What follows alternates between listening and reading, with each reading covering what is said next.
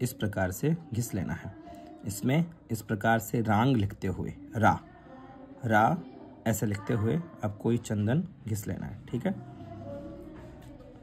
प्रणव या रांग, इस 2 शब्दों का आप इसमें समावेश कर सकते हो। तो ये करने के पश्चात ये हमारा श्वेत चंदन जो है वो हमने घिस करके अपने हाथों में तैयार कर लिया है।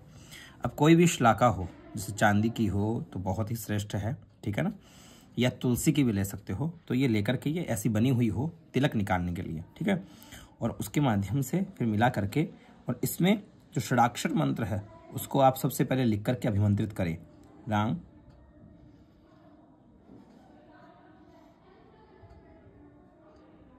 ठीक है। ये लिखने के बाद में फिर आपको इसको ऐसे ढक करके और षडाक्षर मंत्र का उच्चारण करना है।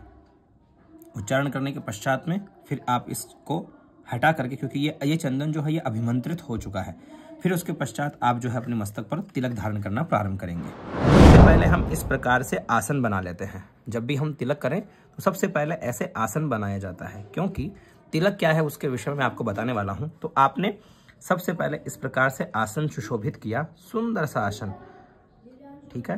तो आसन बनाया आपने और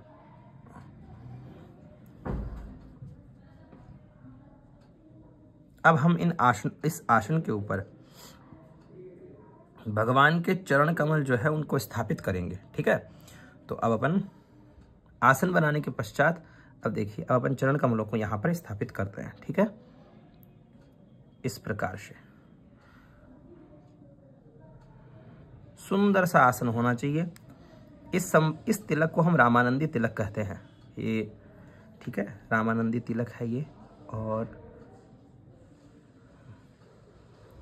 कहा जाता है कि ये दोनों तरफ के जो चिन्ह हैं ये हमारे ठाकुर जी यानी राम जी के चरण चिन्ह हैं, और बीच में जो लाल कलर का जो तिलक धारण होता है वो हमारी जानकी जी है यानी सीता मैया, ठीक है।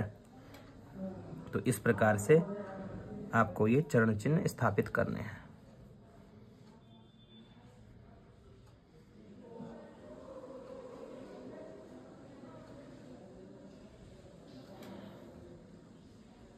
ये देखिए, हमारा मन हुआ कि चलो बहुत सारे लोग जानना चाहते थे कि हम तिलक कैसे करते हैं, तो तिलक को कैसे धारण किया जाता है, तो उस पर सोचा चलो वीडियो बना ही देते हैं आप सभी को।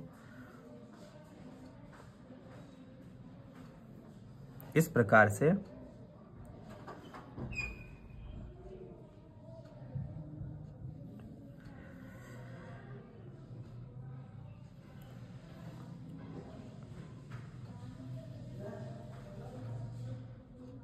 प्रकार बिल्कुल प्रारंभ में हो सकता है कि आपको तिलक निकालने में थोड़ी परेशानी हो, बाकी बाद में ज़्यादा जोर नहीं आने वाला है, ठीक है।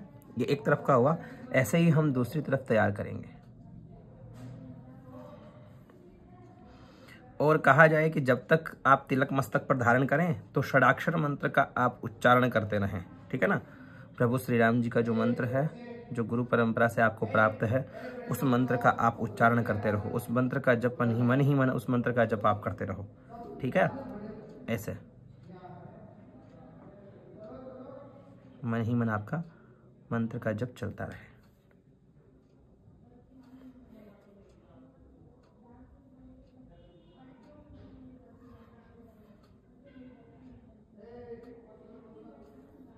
और जो जो तिलक ऐसा सुंदर सा तिलक धारण करेंगे, जो जरूर मुझे मेंशन करिएगा।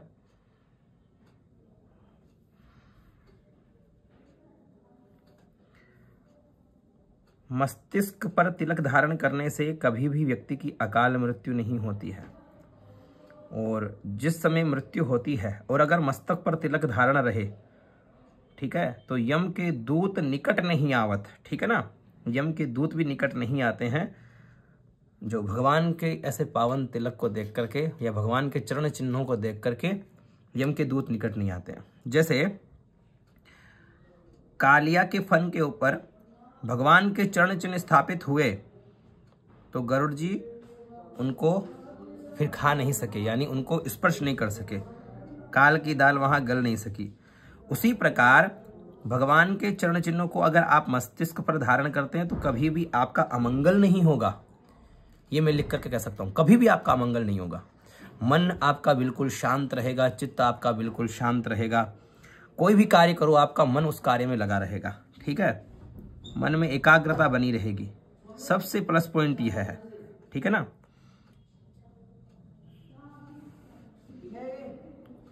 तो देखिए कितना सुंदर सा तिलक अभी हमने ये बना दिया है। अब आगे का आप देखिएगा कि कैसे जो हम है श्री लेंगे, जिसे हम रोली कहते हैं, बहुत सारे लोग उसको रोली कहते हैं, हम वो लेकर के उनको भी स्थापित करने वाले हैं। ये दोनों हो गए ठाकुर जी के चरण चिन्ह, यानी राम जी के दोनों चरण चिन्हों को हमने यहाँ स्थापित कर लिया। ये उनके दोनों चरण चिन्ह यहाँ स्थापित हो चुके हैं।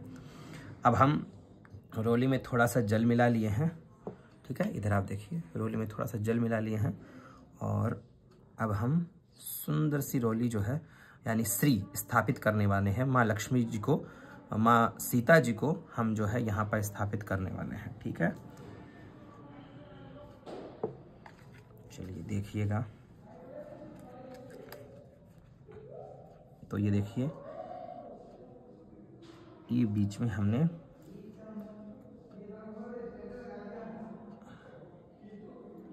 ये देखिए, ठीक है। बड़ा सुंदर सा नीचे से थोड़ा सा ये तिलक जो है नीचे से गोलाई में रहेगा, बाकी ऊपर आप बिल्कुल तीखा कर सकते हो, ठीक है। इस प्रकार से ये लक्ष्मी मैया माँ सीता जी है जिनको हम बीच में स्थापित कर रहे हैं। बिल्कुल ये वाइट वाला जो श्वेत चंदन है यानी उस चंदन से बिल्कुल सटा हुआ नहीं होना चाहिए, कुछ हल्का सा गैप रहे। और फिर यहाँ पर इस प्रकार से, ठीक है। यहाँ देखिए,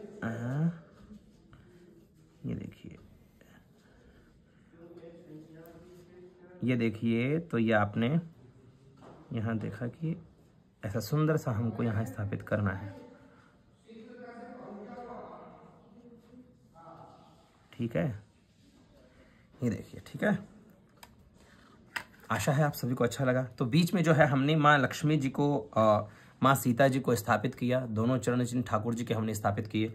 और अगर हम पास में पीला चंदन लगाते हैं तो कहा यह जाता है कि पीला चंदन, दोनों तरफ देवता लोग खड़े हैं उस पीले चंदन में आकर के, मस्तिष्क में हमारे चरण चिन्ह स्थापित हो गई, ये आसन हो गया, और बीच में जो है सीता जी विराजमान हो गई।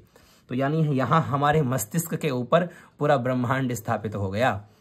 पूरे हमारे मस्तिष्क के ऊपर सभी देवी देवता और प्रभु के चरण चिन्ह माँ लक्ष्मी जी के सहित, माँ सीता जी के सहित यहाँ सुशोभित हो रहे हैं। तो दिव्य ये आभा मंडल लेकर के आप जब चलते हो तो कहाँ से आप में नकारात्मक ऊर्जा प्रवेश कर पाएगी, ठीक है।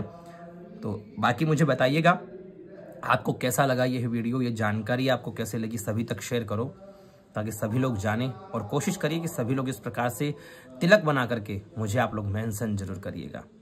जय जानकीनाथ।